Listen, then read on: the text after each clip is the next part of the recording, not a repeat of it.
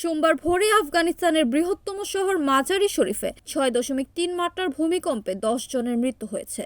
আহত হয়েছেন আরও অন্তত 260 জন, স্থানীয় স্বাস্থ্য অধিদপ্তর জানিয়েছে। উত্তর আফগানিস্তানের অন্যতম বৃহত্তম শহর বাল্খ প্রদেশের রাজধানী মাজারি শরীফের কাছে শক্তিশালী ভূমিকম্পটি আঘাত হেনেছে। স্থানীয় সময় রবিবার রাত 1টার দিকে সংঘটিত এই ভূমিকম্পের মাত্রা ছিল 6.3 এবং এর গভীরতা ছিল প্রায় 28 কিলোমিটার।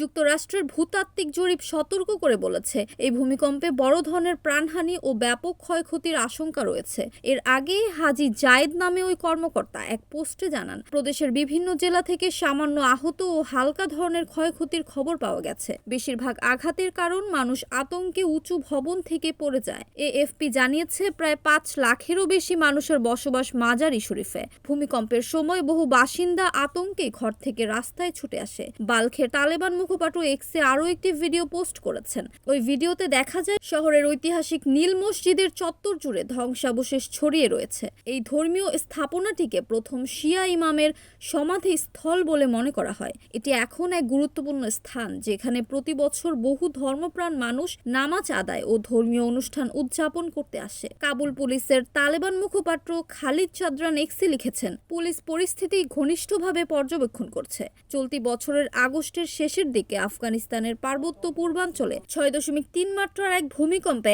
1000-এরও বেশি মানুষের মৃত্যু হয়েছিল। NAN TV news desk.